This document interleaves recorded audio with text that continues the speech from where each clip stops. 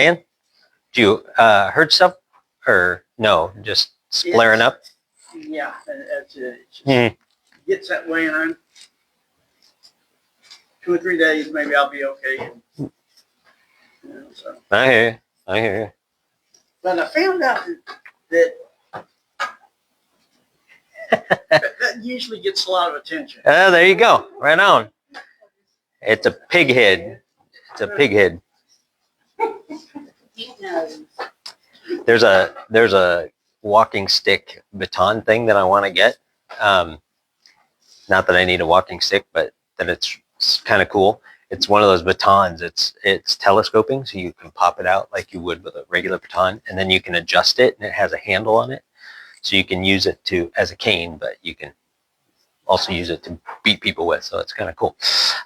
So anyway, because you're a guy, if you're a guy, that makes a lot of sense. Exactly. That's right. So might as well get something. The thing is, you can pretty much use a cane. Oh, that's what I'm saying. That's what I'm saying. Yeah. That ain't what I'm going to do. So, all right. So we kind of did like an opening kind of she did. You're doing great.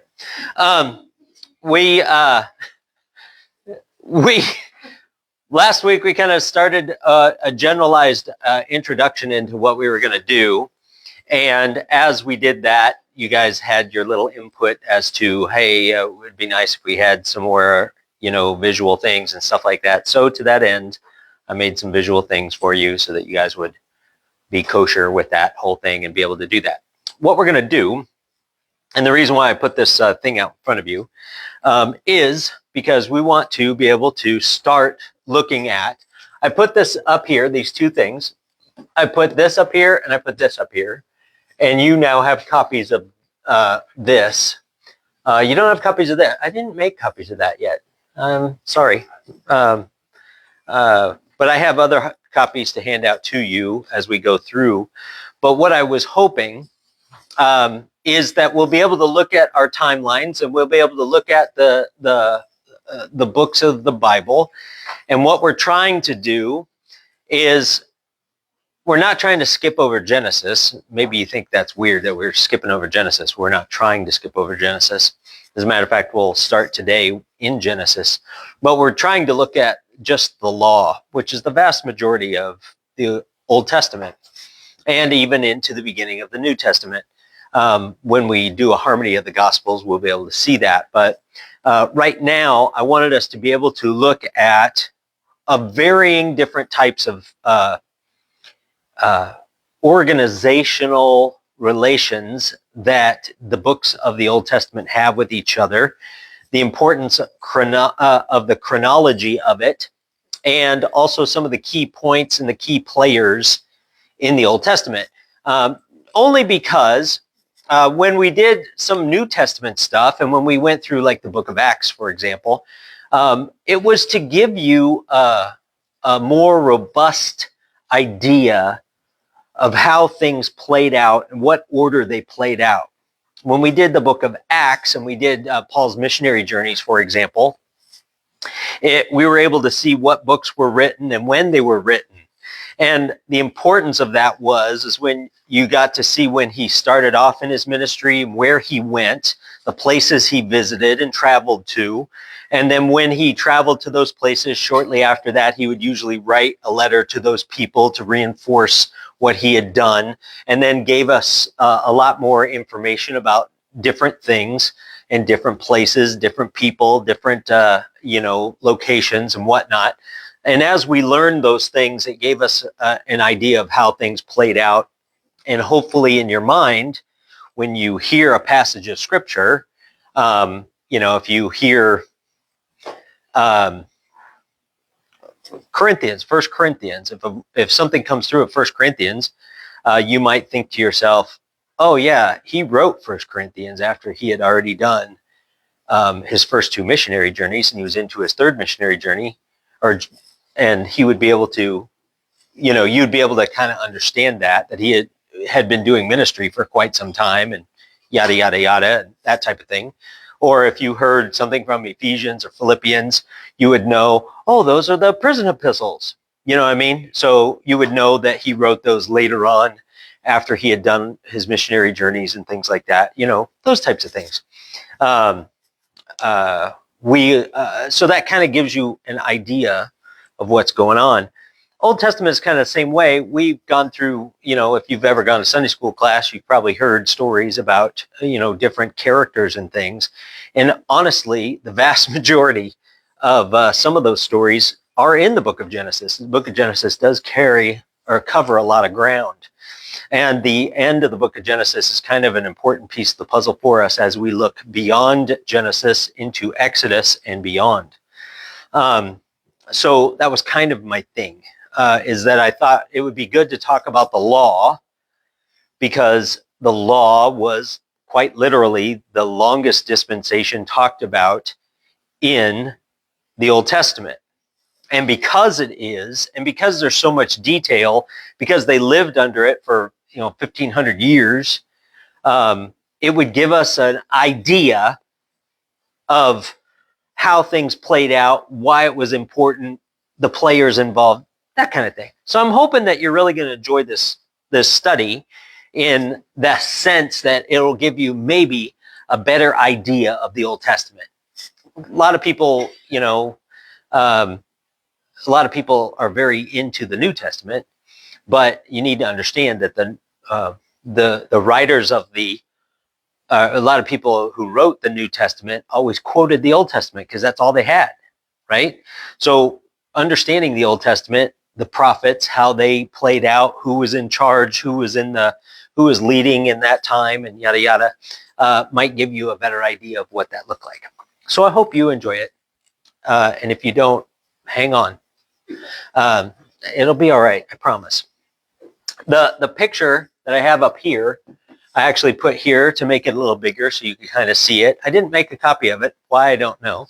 But we're basically, the first part of what we're going to talk about deals with this whole piece of the puzzle right here. And this right here, this particular picture that we have, basically covers the first 5 books of the Bible. All right. And the first 5 books of the Bible are called that's right, the Pentateuch. Okay. So those first 5 books of the Bible are written by Moses.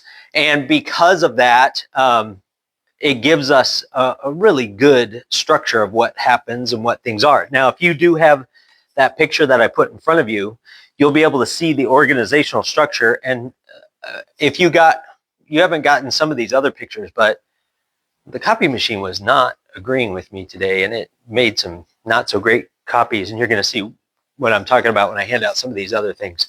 But what you're going to see, and I don't know if others have, if you've seen other pictures, maybe when you were doing Sunday school class or something, you saw like a bookshelf, and on the bookshelf there were books, and they were, you know, this is the law, and this is the history books, and these are the prophets, and major prophets, minor prophets, all that kind of stuff.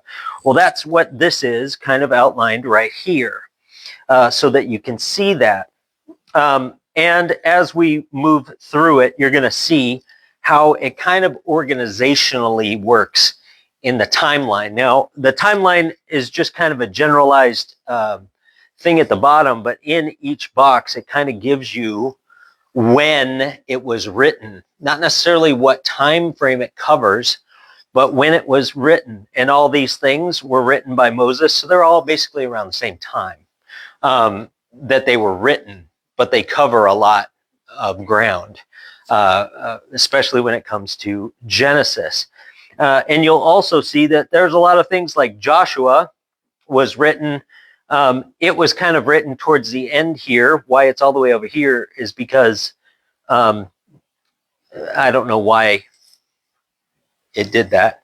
I used an AI to make this. I don't know why I didn't put it over here, because I think it was trying to line these things up right here. But Joshua comes a lot. There's a big span in between Joshua and the Judges. So it made a very exaggerated space there. Why, I don't know. But anyway, it's these first 5 books, the Pentateuch. That is what we're going to kind of look at to get started into what that looks like. Because as we're looking at the law, this is where the law is given to us. Okay? This is where the law is given to us. Now, do I have a map? No, I don't have a map. Well, I do. Well, I found some maps. I didn't like any of them. I should have brought some. But I guess it doesn't matter now.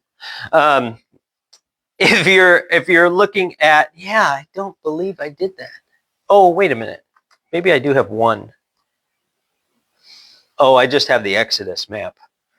That's not going to help a whole lot. Well, I guess it would. If you're looking at this map, you're going to see that as we begin to go through these things, we're going to see kind of the organizational structure of several concepts. We're going to see chronology, like time. We're going to see people and how they fit into that time. We're going to see different covenants that were made with different people and how that kind of plays out. We're going to see a lot of those things that kind of play into what we would know to be that time. And that way, when you hear those things or think about those things, I'm hoping that this will help you to be able to see when they come. But we're going to do these first five books, and it gives you the law. And since we're studying this span of time that basically is the law, the first thing that we learn about is the law itself and its purpose and what it's for, which is good, because that kind of sets the stage for how life is lived after that. Okay. If you get lost in this, I'm trying to make this, I'm not trying to be vague, although I am kind of being vague without getting into specific details until the time is pertinent. But if you have questions or anything, or have any kind of concerns, or you're lost or whatever, please make sure that you ask the question, because that is not what we're trying to do. It is not trying to lose you. Okay. We're trying to just kind of go with it. Okay. So with that, does anybody have any questions about what we're doing? Okay, good. Genesis. Said we weren't going to go through Genesis, but I think it's important that we see Genesis and that we look at Genesis to understand it a little bit better, in that we would be able to 1, 2, 3, I might need a 4th one. Here, 4. Is there 4 there? There's 4 of them back there. Genesis.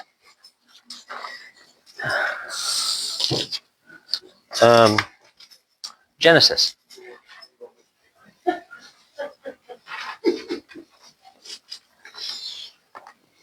Now, the important pieces, let me first explain this sheet. I guess it identifies much of the stuff like here, but it identifies things that are going on in the specific book. So across the top, Genesis is a little bit different because it covers so much ground. But this kind of gives you an idea of what's going on in the book. It identifies the book itself, what the name means, when it was written, who wrote it, how many chapters it has. It is the genre, which it's a narrative kind of a thing. Moses wrote this, and he wrote it because the Holy Spirit gave him that, gave him that leading. So as he wrote it, he kind of wrote it as as if a narrator was reading it. If you ever watch like a Disney movie and you hear some narrators showing, there's pictures coming on and there's a narrator's voice that's saying what this is and what that is. It's kind of like that. So it's kind of a narrative kind of a thing. And it talks about creation all the way basically to Joseph's death, I guess you could say, all the way till Egypt is where you're at. It gives you some background on what's going on. and it also gives you a purpose to the book. And those two pieces of the puzzle are good. It kind of gives you the setting of what's going on, and the purpose is very important. Believe it or not, the book of Genesis covers a lot of ground, but it had just a couple of real good purposes. It explains creation and mankind and sin and judgment in the nation of Israel. It talks about human rebellion and the faithfulness of God, and it establishes God's covenant promises with Abraham, Isaac, and Jacob. And that's a very important piece of the puzzle. If you look at the structure of the book, you're going to see that it has early history, and then it has a patriarchal history, which is with Abraham, Isaac, and Jacob, which is very important also, that we'll get into that. There's a list of some major people and a list of different places that are important in that book. Not every place is mentioned, but some of the important places.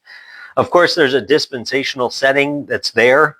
In the book of Genesis, you cover 4 of the 7 dispensations. So that's kind of that's a lot of ground to cover, right? And there are some key revelations and some different covenants that were given. As we study Scripture, we understand that we study the literal interpretation of the Bible, which means if that's what it says, that's what it means. Literal interpretation. But we also understand the Bible as a progressive revelation. So as we look at, we did that in our dispensational study. If you look at innocence, that's like when you're a baby. And then conscience, that's when you're, a little bit smaller child. And then it goes into different stages of development. You become an adolescent and a toddler and because unfortunately mankind, for you to appreciate something, you have to be taught its importance. All right. So if you, I'll give you 2 examples. The first one is, as I've used it before, I have a 10-year-old son. If I ask him if he's hungry and he says, yes, what do you want to eat? And he says, well, I want to go to Steak and Shake and get a hamburger. That's usually what he always wants. I could give him $20 and the keys to the car and say, okay, make sure you, bring back a receipt. That is not setting him up for success because he's not equipped to be able to do that. All right. So in that progressive revelation, more and more information is being taught. And as that information is being taught, it is to develop them not only to understand who the parent is, understand the Father, understand God, but to develop them and mature them as individuals, if that makes sense. The second example is I've used this before also. I grew up and I had a friend whose father was injured in a construction accident, and he was in a wheelchair for the rest of his life. And because of that, the construction company basically just gave him $1 bajillion, right? So his father, because he no longer could run and play and, do those things with his child anymore, to compensate, he bought his son anything he wanted. And he and his son treated all the things that he got very poorly. He'd get brand new computers, brand new, at the time they didn't have tons of computers and they had gaming systems, a few of those, and like iPads weren't a thing yet, and those types of things. But all the electronics, everything that he got, he treated very poorly, and yet he wouldn't allow anybody else to use them because they were his. So he would use them, throw them around, not take care of them very well. So he had no appreciation for them, but he also coveted them and wouldn't let other people utilize them. So unfortunately, he didn't appreciate what he had or appreciate how that could affect or help other people. And that's kind of a bummer. But that also shows us the reasoning behind God's developmental in his progressive revelation is to get us to understand and appreciate things. Had he, when the fall of man came, had he come and said, okay, well, you did this, now I'm going to have to go get my son, he's going to have to come down here and die for you, and they wouldn't have understood that. Because at the time of Adam and Eve, death wasn't really a thing. Okay? There wasn't really death. All right? They ate from the tree of the knowledge of good and evil, which caused sin, but they also ate from the tree of life. So death wasn't really a thing. So to have a full appreciation for what death is, then they needed to understand what that looked like. And the sacrificial system came into play. And when they had to kill something and shed its blood and sacrifice it and all those kinds of things, that made it more visually important to understand how precious life was. And, you know, when Cain killed Abel, there was repercussions for that. There was a big time thing for that, you know. So that is very, very important that we understand that developmental process. So here in Genesis, we see that 4 of those dispensations are covered. And in that process, we see a lot of development there in that. And because of that, God is helping to mature mankind, to communicate who he is, to communicate his will and purpose, to communicate a level of obedience to us and consequences for not fulfilling that obedience. There's a whole process to that. All right. So, and then there's the major themes of this. So when we're going to get a sheet just like this for every book of the Old Testament. Okay. So you'll be able to look at this and have it as kind of a reference thing for you to be able to look at those things. So, these things I've gone through and I've made these things, and I'll pass them out to you as we go over them so that we can kind of have a more robust look at what each book of the Bible has and what it offers us and the importance of it. Okay. The main part that's really important to us as we Oh, there we go. The main part that's really important to us as we study the book of Genesis, which we're not really going to study, but as we look at the book of Genesis, is towards the end. All right, towards the end.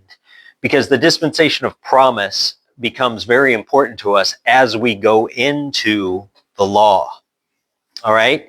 That is when mankind has been going along, and they keep screwing up. So that's when God chose Abraham.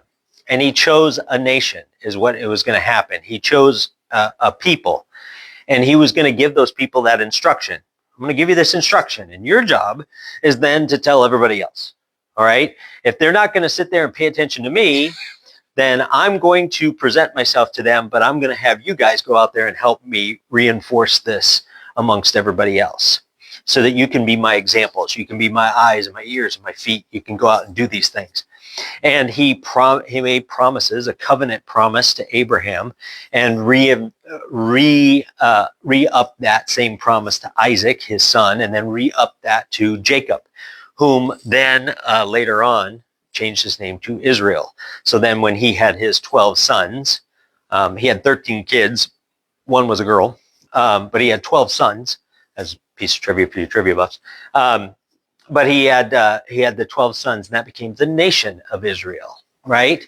And in doing that, we see that the importance of those people comes into play as we move in to the book of Exodus. Now, the idea here in this particular thing, and why this is so important as we study the end of Genesis, as we get into the law, which is what we're going to look at basically, is that Abraham was promised some stuff. One of the main things that he was promised was the land of Canaan. He was promised some land, a place that they could call their own. And that little strip of land right there was all theirs. It was absolutely all theirs, right around the Jordan River, right around Galilee, right, this whole area right there. That's yours, guys, and that is your promised land. Now we know from some scriptures and from Sunday school classes and things like that. You had Joseph and his Technicolor, coat, whatever. We know that he was sold into slavery. When he was in slavery, he became like the number 2 guy in Pharaoh's court. And how he got to that process was that he interpreted a dream. That dream told him that there was going to be a famine, right? And that famine was going to last for 7 years. So prior to that famine, he storehoused, Pharaoh put him in charge, and he stored extra grain. And then when the famine hit, sure enough, people would come to Egypt. Now, as I told you before, the importance of Egypt dealt with the Nile. And we talked about that last time, if you remember. The Nile kind of goes up like a broom. It kind of winds up and then kind of branches out and goes into the Mediterranean. So if you couldn't get a lot of rainfall in the desert, it didn't matter, because agriculturally speaking, you could use irrigation to grow your fields and things like that. Not to mention it was a lot more humid there, much like it is for us here, because we're by the Gulf, so it's kind of the same kind of thing here. So Egypt was always a place where people would sometimes retreat to, and we're going to see that over and over again in the Bible, because they had the means to be able to take people in and out all the time. So what we're looking at here is when Joseph, Joseph's brothers came to him and they patched things up and they became all nice with each other again, even though they sold him into slavery. Joseph went to Pharaoh and said, hey, I want to move my family out here. And they said, yeah, we'll give you the best place. We'll give you the land of Goshen. Okay. So they left Canaan, their promised land, and moved down to the land of Goshen. Now, this was during a famine, so that makes a lot of sense. But that famine didn't last forever. But they lived there for a long time, many generations, and didn't go back to the land that God had promised. And because of that, that caused some problems for them. And we're seeing that that is the beginning of a pattern that we're going to see over and over again, where the nation of Israel, God's chosen people, the people that are supposed to be dedicated to the Lord because God picked them, handpicked them from all of, existence, from everybody else, they surprisingly didn't follow God as closely as they could have. And they always found themselves into a problem. They had, things were going great. They would just kind of do their own thing and not really pay attention to God. And because of that, they would fall into problems. And then when they fell into problems, they'd call out to the Lord. The Lord would hear them and answer them. And it would kill that spider. And then he was hanging right there. He dared me. So they would find themselves in a problem. They'd call out to the Lord, and the Lord would say, okay, you're my chosen people. Hopefully you've learned your lesson now. I'll help you out. But they did not. They continually had that problem. So here we see that when they get into Egypt, the problem is part of the covenant that was given to Abraham, Isaac, and Jacob was not being fulfilled. And it was not being fulfilled on purpose. Why? Because they were not in their promised land. Okay? They were not in their promised land. They stayed in Egypt and they lived there and lived there and lived there. And pretty soon, the Bible tells us that they were there for so long that they literally outnumbered the Egyptians. So they were not a hostile people, but numerically, they were outnumbering the Egyptians. And the Egyptians were hostile people. And they're like, man, if they ever got it together, they could take over. So we got to do something. So, of course, they enslaved them. And that was the punishment that came from not going back, for not following God and not going back to the land of Canaan, right? So we kind of already know that from our dispensational study in what we're doing. But for our purposes, we're not going to go through all of Genesis, but understanding where Genesis ends and understanding how that plays into things then brings us to the next part of the law. And that's the part that we really need to, where we're going to start beginning from what we're doing. So the people were enslaved, and the people were enslaved, and they called out to the Lord, and the Lord said, yeah, okay, I'll send somebody for you. All right. And sure enough, that person that they chose was Moses. So in that space, we have Moses coming to them and delivering them out. Now, these are all things that we know from our dispensational study, but as we move forward into the next book, I guess you could say, into Exodus, hopefully you'll have a whole library of these things, so you can maybe take them and put them in a book, so you can have them, as a cool little reference thing for you. I thought that would be nice. I think there's 4 in there. I could lie. Is there 4? 3. Is there 3? Really? C. C. Simon. Okay. All right. Did God tell them to go back to Canaan? It was their land. It was something they were supposed to do. But did God tell them when they were in Egypt, did he say, go back? To my knowledge, he promised them that land. It was their land, and they were supposed to stay in that land. And when they didn't go back, that was their folly. But I don't know that there's a specific chapter and verse that says, go back to the land of Canaan. And they said, no, forget it. But it was their promised land. All right. So that brought about them living in a land that wasn't theirs, was the key, as they were growing up, living and expanding into the nation of Israel. When they left the land of Canaan, there was maybe 30 people, maybe 40, but like 30 people, 40 people at the max. Yeah, like there was the 11 brothers, their wives, and their kids. So, I mean, you know what I mean? So there was maybe 30, 40 people at the max. They left, so it was a big family, but they came down and started living in the land of Egypt. So from those 30, 40 people, they became a huge multitude. And if we look at the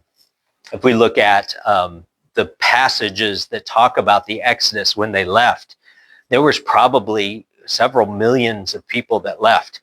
There was the Israelites, but there was also Egyptians that lived in that area that came with them, Gentiles that came with them and followed them out of Egypt because they had, liked those people and wanted to follow those people or their God or whatever that looked like, especially probably after the 10 plagues that should have made an impression, I would think. But you never know. Anyway, we got Moses there. So he goes through the bondage. There's a bondage of Egypt. Moses is brought up.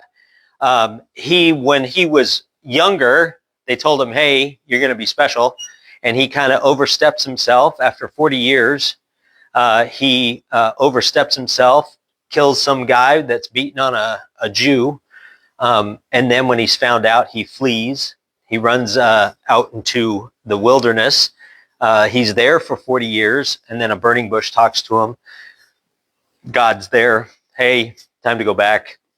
He goes back. This is the Reader's Digest version of it.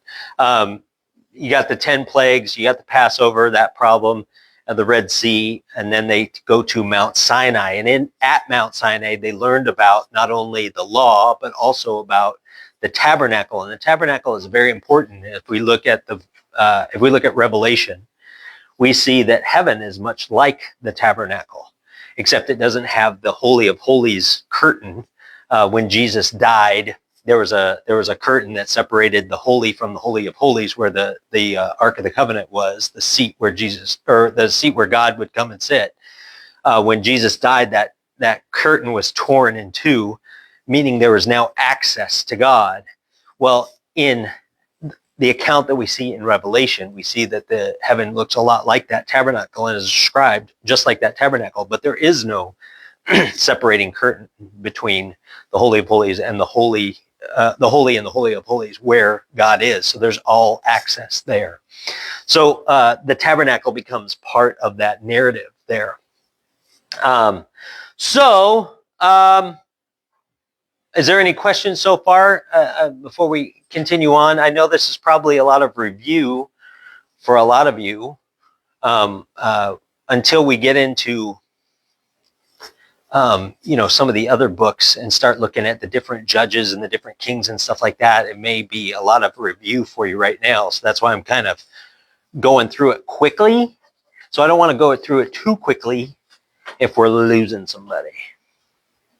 No? You guys are okay? You guys getting it? All right, right on. Here in Exodus, we see that that the promise carries forward into that. And it's now, because of that promise, they want to, the people of Egypt, or not, the nation of Israel that's being captive in Egypt, want to be delivered. But it's interesting that they want to be delivered and they really aren't thinking about where they're going. They just want to not be here. When God had promised them a whole land, they got their own land. You can go back there and get your stuff. You know what I mean? Like, somebody else is in your land now, but that's because you abandoned it. So you can go back and take your land again. So that's where they are now being taken to. And that's kind of an important piece of the puzzle. You'll see in the purpose of the book of Exodus is to show God's power, obviously, through the 10 plagues and things like that. Establish Israel as God's covenant nation at Mount Sinai, because that's where he bestows upon them the 10 commandments and the law. He reveals the law, the tabernacle, and the patterns of worship, and demonstrates God's holiness, faithfulness, and presence. All right. So here we see that we have a twofold structure of the book: the deliverance of the people and the establishment of that covenant with the people at Mount Sinai, right? And a lot of things happened at Mount Sinai, but we're not going to get there yet. As you look at your paper, you'll see that when the time came for them to leave, they left and went on a journey. And I think it's important to understand that. Once again, when we went through that study, or a study, I'm not sure which study we went through, but you can tell that they were in the land of Goshen right here. And the easiest way to get back to the land of Canaan was to just go along the coastline right up to the land of Canaan. That would have been the easiest way to go, but they didn't go that way. And there's a couple of reasons. They didn't go this way because the Philistines were right here at the bottom part of the land of Canaan. And they didn't play nice with other people. As a matter of fact, Egypt had a batterment to keep them out, and the Philistines did too. So they were always holding each other at bay on that border. And if the nation of Israel, think about it, you got like 1 million people, 2 million people walking through the middle of your little war zone. You don't go, hey, time out. They're coming through. You know what I mean? It didn't work that way. So one of the reasons is they didn't go that way, because that would have been basically suicide for them. But more than that, it was to show God's power and to bring them to a point where they would understand and gain some level of appreciation for the law that he was going to give them. And that's an important piece of the puzzle too, because the law that we're going to study, the people living under that law and the law itself, I guess, it was a more intense structure to get people to understand the importance of following God. Okay? Its intent was never to save anybody, give them eternal salvation. That wasn't its point. Its point was to show how much of a need there was for salvation, how bad sin was in their life. And if you look back over any of the dispensations that were before, I think that was a common theme that was there, okay? The reason why God flooded the earth and Noah built a big boat, why was that? because mankind were out of control. Okay, when sin came, they gained a conscience, and their goal was to govern that conscience, and they could not and did not. And because of that, unfortunately, God wiped them out. And when it came to the dispensation of human government, when he gave them a little bit more structure on what they were to do and what not to do, they decided to combine themselves and stay close to each other and build a tower to heaven so that they could be like God and that they would be able to see and connect with each other instead of spreading out like God had wanted them to do. So unfortunately, the same thing happened. They're in their sin and in their own selfishness. He confused their languages and stuff. The same thing happened here in Egypt when they decided to do their own thing and not go back to their land. That is a pattern with people. And I think this trek that they took to Mount Sinai was to get them to understand that same thing. They were going there and you want out, I'm going to take you out. And we're going to go somewhere. We're going to have a little powwow, and we're going to reestablish what we're going to do. We're going to reestablish how we're going to move forward. And when we do that, then we're going to go take you to your promised land, and you're going to live that out. And if they did that, everything would have been great. But unfortunately, that is not how it played out. As a matter of fact, they were barely on the other side of, if you can see the Red Sea. When they crossed the Red Sea, a lot of times we think that they crossed the Red Sea at like one of these big old honking things. Well, it wasn't. It was at a smaller part because it would have taken forever to get that many people through that. But they came down, they parted the Red Sea, and they came all the way down through this. This was a wilderness, actually, down to Mount Sinai. And that probably took them 45, 50 days. It took them a while. Something like that, maybe. They went down, and when they got there, that's when God establishes a new rule book. And in doing that, he gives the most structure that there is. And it's important to realize the kind of structure, the kind of structure that he gives. He doesn't just give regular instruction like he did before. Before it was don't kill things and don't kill each other and do this and do that. This one was a very intense, very structured law. Let me see if I can find a picture that would help. I don't think I can.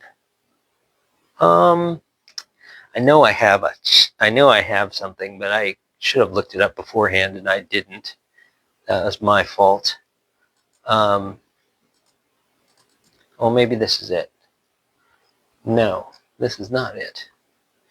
Oh, this is my fault. I should have I should have put some of this information on there, and I did not, because I thought I wouldn't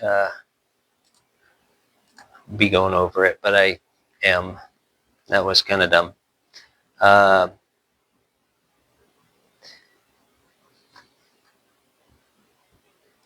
Oh, maybe that's it. Sorry. Okay, so the structure of the law was, we're not going to read through all of the law because that would be a lot. But the structure of the law is actually very basic because God wanted to establish with them how to handle themselves, because how they were handling themselves wasn't proper. So in the law, there was basically three aspects of the law that people had to embrace. There was moral law, which is what we would normally think of when we think of the law. It dealt with the Ten Commandments actually kind of help us to understand the moral law, which was the first thing that was given. The first few commandments that were given in the 10 Commandments dealt directly with the relationship that mankind had with God. Okay, you guys need to get yourself together. You need to start dealing with me in a proper manner. And how does that look? Well, you have no other gods before me. All right, I'm the one true God. You don't have any other gods before me, which is ironic that that's the very first commandment. And when Moses comes down off the mountain, when he gets those 10 commandments, they're down there partying, worshiping an idol. So I think that's the irony is not lost on me, and I hope it isn't lost on you, that the first thing, First one on the list. I know. What are we doing? like seriously, I haven't even gotten to the second thing yet. You're already screwing up, Is it right? all over there? Yeah. Exactly. So they haven't even got through the first thing. The second one is no graven images made to worship, which once again, they screwed that one up. No taking the Lord's name in vain. Keeping the Sabbath day was also one of those. So those 4 things are all about a relationship that they have with God and how they haven't been fulfilling that. And that's how they are to fulfill it. The rest of them were relationships with man, right? Honor your father and mother. Don't murder people. Don't adultery. No stealing. No false witnesses. No coveting. You know, the first ones, the first few commandments were specifically how you deal with God and how you deal with other people, because they weren't pulling that off. They weren't doing that. As a matter of fact, right on the other side of the Red Sea, when they were traveling down to Mount Sinai, they were doing nothing but complaining the whole time. All they did was complain about, oh, we're oppressed. We are being enslaved by the Egyptians. We need help. We need all this stuff. And God says, okay, I'm going to send you a guy. And Moses is the guy. He comes and takes them out of there. He literally parts the Red Sea so that they can escape, and leads them with a pillar of fire at night and a pillar of smoke during the day. And yet all they do is complain. You know, and that's kind of a bummer. So the first thing that they have to understand their relationship with God, and then they have to understand their relationship with other people. That's the moral law that they needed to understand. The second part of the law deals specifically with civil law. Okay, civil law. There were lots of regulations that were given to them specifically so that they would understand the principles of how to execute, I guess you could say, the moral law. It was the application of the moral law. The civil law was, how to be civil with each other, how to economically deal with each other, how to personally and legally deal with one another. Right? There's a lot of parts to the law that deal with civil law specifically. There's a law there that says if you're traveling down a road and your cart hits some guy's cow and it can't produce milk anymore, here's what you're supposed to do. That's a literal law that they have. So it dealt with that kind of civil law. It goes into, it touches into the moral law. Well, you did wrong to your fellow person, so you need to make it right. And then it talked about how to do that. Here's what you do in that situation to make it right. All right. And then the last one was ceremonial law, which is important because ever since Adam and Eve sinned, death came into the picture and the shedding of blood came into the picture, which was a foreshadowing of course, Jesus and him dying on the cross. Right. So then ceremonial law came into play. And it was done very specifically so that people would understand the importance of things. It wasn't, if we look at Scripture, we see that the first time that we see somebody building an altar for worship was Noah when he got off the ark. But we know for a fact that before he got on the ark, God told him to take some animals with him for sacrifice. So we know that sacrifices were happening. We know that when Cain and Abel sacrificed things, we know that that was a thing, but we didn't know how that transpired. Like maybe they just, they would kill something and here's this to you, God, and it would catch on fire or something. I'm not sure how that worked out, right? But here, there's a specific ceremonial law. And that ceremonial law was actually very important because you would go down to the tabernacle and there was a big bowl, a laver there, and you would bring your animal and they would take that animal and they would kill it right there and they would drain its blood.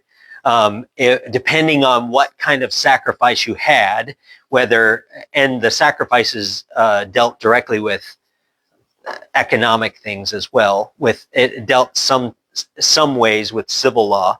Like if you were poor, they would, the priest would require a lesser sacrifice. If you were rich, it might require a larger sacrifice. But say you had to bring like a small calf or something, so you would bring that animal in. They would take that calf, put it in this bowl, slit its throat, drain its blood, cut the full carcass in half, cut out some of the fat of it, behead it, and then they would take that and on the altar they would put the two sides next to each other. They'd put the head in the front. They'd sprinkle the blood around there. They would, it was a thing. It was a whole process, right? And because of that, you gained. Hopefully you gained an appreciation for how to conduct your life. If you did something and you did it and you realized maybe I shouldn't have done that, or I did it incorrectly or whatever, and you went to the priest and said, hey, I did this, and he went, whoa, you did that? Oh, you got to bring me a small goat or something. You got to bring, or a sheep or something, or you've got to bring me, this kind of an animal. You got to bring me a small sheep to take care of that. And then you had to go spend your day, you paid to get this sheep, or you had one, you brought that sheep in, and you go in, and the attendants there, the Levites would go in there, and they would prepare this animal. And it's not like you just drop off the sheep and go, catch you later. No, you stayed there during the process. You know what I'm saying? So as they're doing all this stuff, hopefully, it's not like you made a deposit at the bank or something. You had to stay there when this was going on. Yeah. I gotta say, I actually this past Sunday was reading through that whole ceremony thing. Oh yeah. What you did, your social status, everything, the whole nine. Yeah. I think I went through like 500 pages. It is. I'm tired of just reading this. I know. can only imagine having to do it. It'd be easier just to not do that. And that's the whole point. That's the whole point. Is if you had to, you go, hey, I did this. And they're like, oh my goodness, you did that? And even the ceremonial law had variations. There was, you might bring a grain offering along with an animal offering and all these different things. So when you bring it in, the priests would prepare it.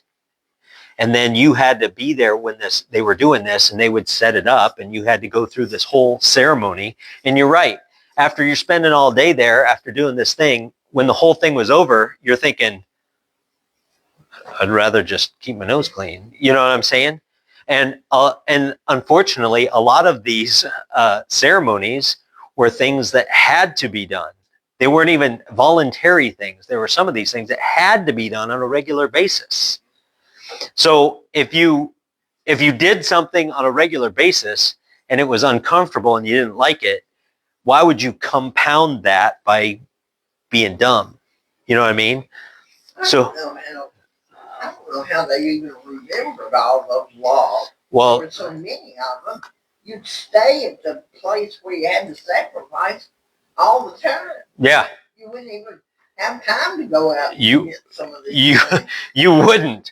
You would be there all the time. And you're right, because that's kind of how it played out. Let's see. There were 5 different types of offerings. So you had a burnt offering, which burnt offerings were atonements for sin and or dedication to God. Okay, so you had a burnt offering, and it was in accordance with your wealth, that type of a thing. It could go all the way from an unblemished bull, like a young bull, to a turtle dove. Okay. And you're thinking, whoa, that's a big difference. Well, when you're buying them, there's a big difference.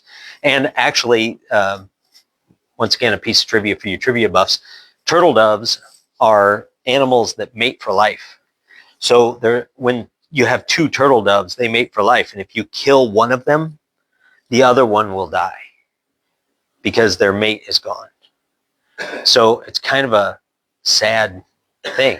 So even though you're thinking, oh, a turtle dove, how do you compare a turtle dove with a small bull? Well, actually, turtle doves mate for life. And if you kill one of them, the other one will die. And just thinking about that is awful. Yeah, Mom. Well, as you're talking about it, it kind of reminds me of the Catholic Church. You know, they have to go before the priest and confess their sins, and then he has them say so many, Yeah. whatever. Yeah. And I wonder if that's where they got that. Yeah. So the motivation behind that. So in this current dispensation that we're in right now, we're accountable to God, right? That's who we're accountable to. And the Bible tells us very clearly that a day will come when we'll stand before God, right? And when we stand before God, he's going to tell us either A, why do I let you in here? Well, because I know Jesus Christ is my personal savior. Okay, come in. Now let's look at what you did through with your life. All right. And scripture tells us that the things that we do in this life will be tested by fire, whether it's made of straw or hay or wood or gold or silver or precious metal or precious gems. So those Not things, sin. no, not for sin, just the things we do. Yeah. How we lived, right? Yeah. How we serve the Lord. And in that space, you basically are able to see, and there's even stories, where the three guys were given money, and the first guy goes and invests it, and he gives it back to the master. He says, "Well done, good and faithful servant," and those types of things. And then the last guy doesn't do anything with the money; he hides it. And the master goes, "You had the opportunity to do something, to try and do something, and you were too scared to do anything, and you didn't do anything with it. Like, that's not, you could have at least put it in the bank. You could have tried something or done something minimal, but you did nothing. So you're lazy and you didn't do jack, So that's kind of a foreshadowing for that concept, right? So that's the idea in that space, is that we have to be accountable to a human. That's the key. Is right now we're accountable to God, but people like the priests and the Levites and things like that, and it has been adapted a little bit with the Catholic Church, is that, well, you're accountable to God, but it's better if you're accountable to me. Because you have to look me in the eye and tell me that you did that. And then I look at you with that judgmental stare, and hopefully that keeps you from doing it again. But the problem with that is I'm not accountable to another person. I'm accountable to God, right? So that is a thing, and it is a concern. You know what I'm saying? Because we need to make sure that we're accountable to that standard. All right. Over time, the church has adopted an ability to say, well, you go do a few Hail Marys and you'll be okay. Well, God doesn't look at it that way. All right. God doesn't look at sin by degree. You know what I mean? Sin is sin. Sin is anything that you do that's contrary to his will. So whether it's a little white lie, or you went and burned down some big place full of people, you know what I mean? Sin is sin. So they look at it in degree. And why they do that is because if you were held to the standard of God all the time, then why would I go back to you? Like, you know what I mean? Like, if I go to you and you tell me, hey, I accidentally stole something today. I went into the store and I needed it really bad and I forgot my wallet in the car. So I just kind of pocketed it and took it home with me. Well, that's sin. And because that's sin, the wages of sin is death. So sorry. If that's what you heard every time you went into confession, why would I go back to confession? You know what I'm saying? So they have to make it attainable in some manner. You know, does that make sense? And that's the part. So you don't do offerings and stuff like that anymore. So you have to have something in replacement of that. Does that make sense? So yeah, it is a little bit like that, but it's an accountability to another human. But we as humans are flawed. So it's not really a good standard. Anyway, does that make sense to everybody? I'm not trying to slam any other religion. That's just how they work. And I didn't make it up. So there's burnt offerings. Burnt offerings are for atonement from sin and dedication to God. So if you came and so, for example, if you guys are familiar with the vow of the Nazarite, the vow of the Nazarite is the thing that Samson did. There's 3 components to the vow of the Nazarite. You are basically dedicating yourself to the Lord for a extended amount of time. That amount of time is determined by you and you alone. You don't have to do it for a certain number of days or months or years. It's dedicated. You are dedicating yourself to the Lord for whatever period of time you want to do. But in that period of time, you're supposed to not drink. You're supposed to not go near dead things, and you're not supposed to cut your hair. And that sounds weird. But when you're done with the vow of the Nazarite, what you do is you go to the temple, or you go to the tabernacle, or you go to the temple and you cut your hair. And that hair you put on the altar with a burnt offering. Okay? And you make these offerings to the Lord. Here's the dedication that I made to you and all that kind of stuff. I know it sounds weird, but once again, I didn't make it up. So that was something that they did. All right. Then you had a grain offering. Okay. Grain offerings accompanied all burnt offerings. All right. And it was it signified giving thanks to God. So there was always whenever there was a burnt offering, there was also a grain offering that went with it. And most of the time, those grain offerings were given to the priests and the Levites and stuff like that, where they took a portion of that to themselves and used it to feed themselves. So they would take a portion of that and use it for their own, purposes. That type of a thing.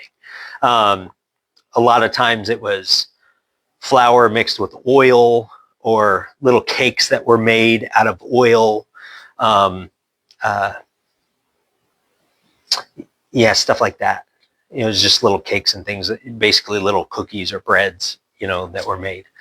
There was also a peace offering. That was one of the other ones. A peace offering was, it was fellowship between a worshiper and God. And there are 3 types of, peace offerings. There was a thanks offering. Thanks, God, expressing gratitude for some kind of unexpected blessing. Okay. There was a free will offering, which was just something to express gratitude to God without regard to any specific blessing. So the thanks offering was for a reason. Like, I did this, or God blessed me with this, so I'm giving you this in blessing for that. But then there's a free will offering that you can just say, God, you're just great. You didn't necessarily do anything, but here you go. There's also another offering that expresses gratitude. It's a vow, votive. I don't know what that form of that word is, but anytime you take a vow, like the vow of the Nazarite, it's a vow made for blessing. Like, I vow to do whatever I'm doing to you. You know what I mean? That type of thing. That's a peace offering. On the other side of the scale, there's a sin offering. Sin offerings were an atonement for something that you committed, maybe unknowingly, especially when there was no resolution. Okay.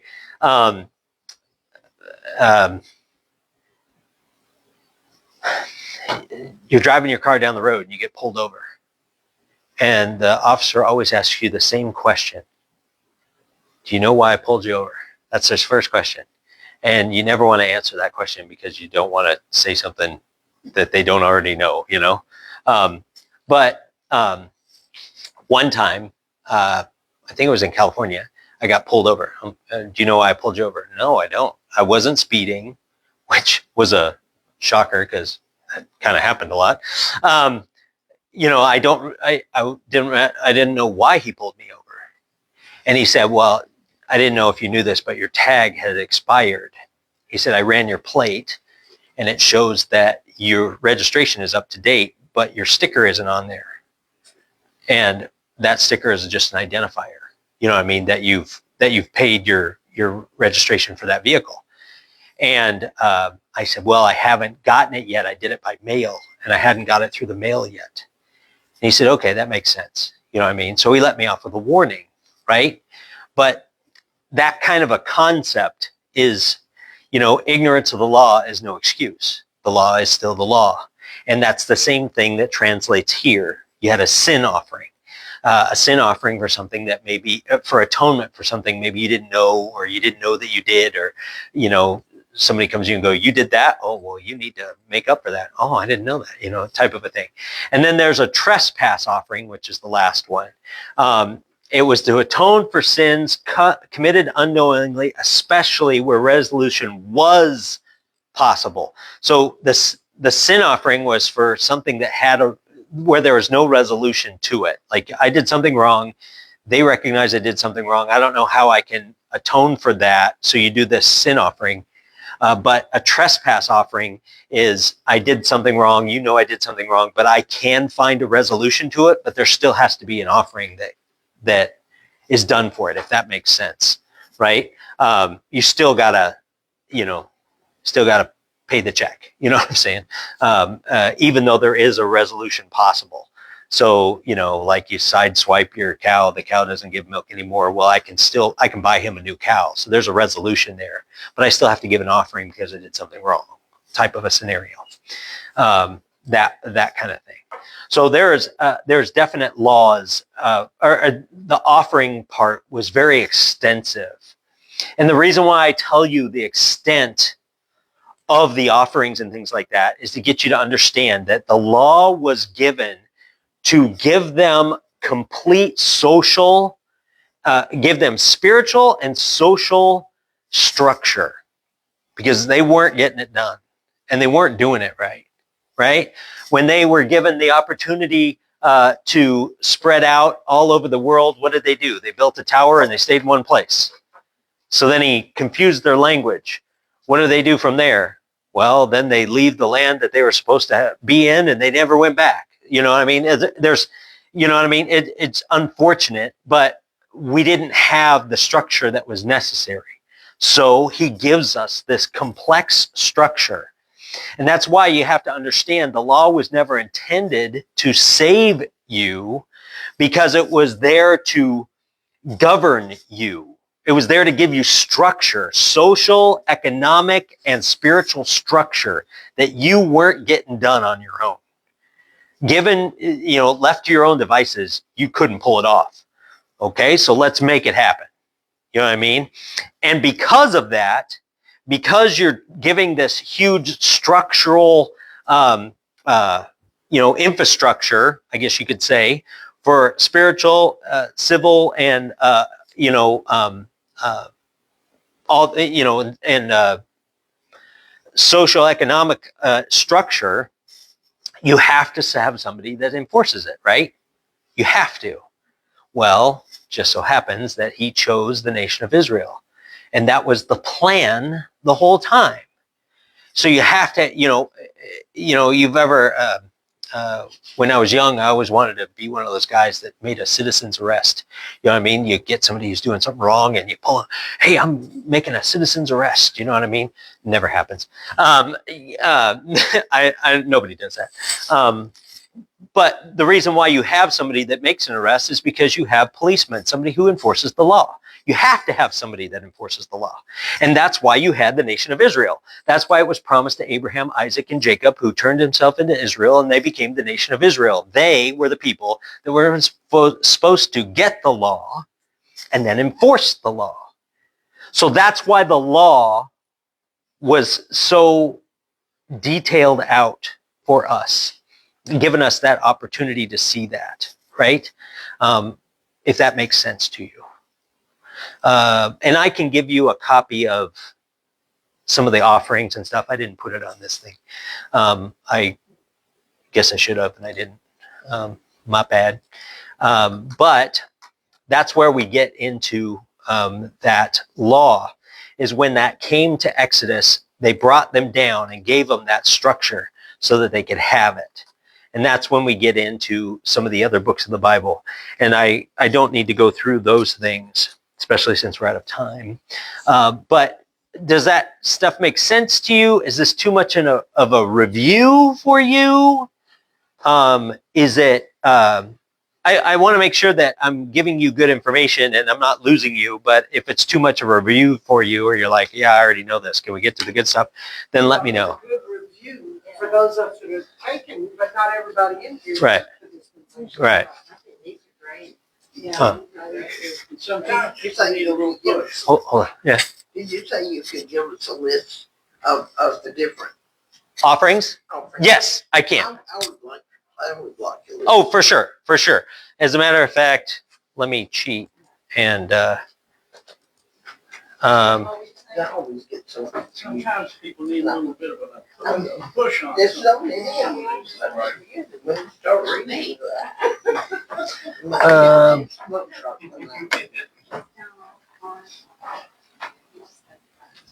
Are these ours too, these that you put on the table? there. This is it right here.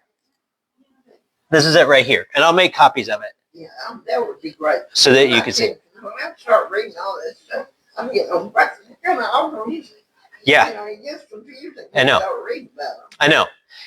And you know what? And it seems crazy because people tell me this all the time. As a matter of fact, I was just talking to a guy today about that. He goes, well, I don't know that much about the Bible. He goes, I'm not a smart guy. And I'm thinking, no, it's not that you're not a smart guy. It has nothing to do with you being a smart guy. It has to do with what you've learned. So this guy works on air conditioners. He knows everything there is to know about air conditioners, the different types, the different kinds of Freon, the different kinds of this, that, and the other. He knows everything about that, far more than I know or probably would ever know, right? He knows more about that. Why? Because he studied it, because he does it every day. And, you know, I don't know that much about electricity, right? But Justin, he's an electrician. He does it every single day. He knows everything about it, and I don't. It hurts.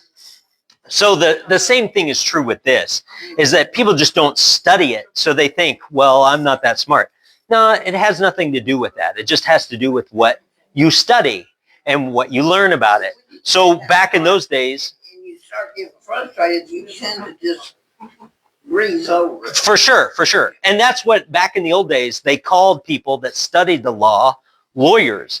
They called them, you know, the reason they called them lawyers isn't because they sat in courtrooms like we know lawyers today. It was because they studied the law of Moses. So then that's all they did.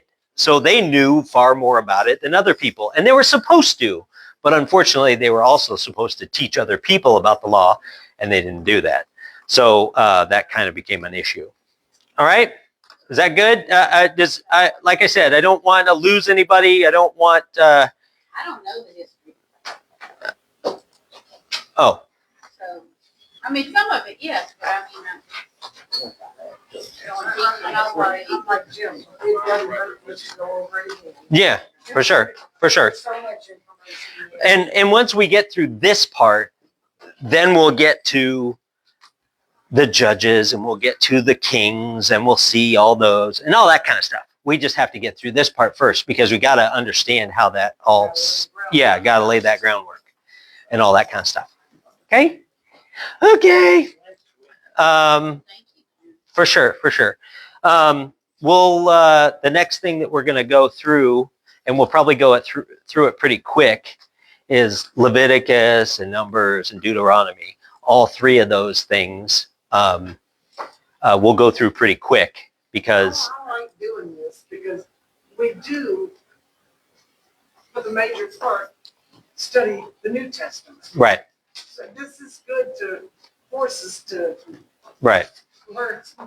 Not to mention that if nothing else, I hope you can appreciate the sheets that I give you that talk about each particular book, that gives you all that information at a glance, because it's just not something that you normally have. And with it, you can just kind of go, oh yeah, and just kind of, I'm hoping that'll help you and get that. Yeah. So hopefully they'll be helpful to you. I'm a black and white person. Yeah. I can look at it on a computer screen all day long, and it just doesn't stick there until I see it. Right. on a piece of paper. Yeah. So hopefully you'll have 39 of these little bad boys, and you can put them in something that you can reference. You know what I'm saying? Yeah, in a binder. Yeah, I was actually thinking about doing that, but I don't have I guess we have a 3-hole punch here, but I didn't necessarily want to 3-hole punch them all. You can keep them however you want to. I don't. Yeah. 3-hole punches, Yeah. put 'em in a bowl. Yeah. So I mean, that was kind of up to you. I personally don't always like 3-hole punching stuff, so I didn't want to do that for you guys. Anyway, let's pray. We'll be done because we're out of time. We're way out of time. Okay. Dear Lord, thank you for this time that we could look at this stuff. And as we go through and do like a review of the beginning parts of the law and of your word, help us to be able to go through and appreciate each one. As we start getting past the details of the law in that way, we'll start to look at how people lived under the law, and how that affected the way that they lived, the society, the culture, and all that. So, dear Lord, please bless us as we go through this, open our hearts and minds to it, so that we can appreciate what that looked like. And then when we read some of the New Testament passages and we see how you have led Paul to get us to understand that we don't have to live under the law anymore, we'll see why that's so important, because for such a long time, there was so much regulation on what they did because they needed to understand. They needed that social, that civil, that social, that spiritual structure that they were missing for such a long time. And you were trying to help get them to understand how important it is to live under your grace and mercy versus under your law. So, dear Lord, thank you for all this, and help us to truly appreciate that in the way that we live and how we communicate with other people. And we ask it in Jesus' name, amen. Reading work. Metro Power. Metro Power. What's on?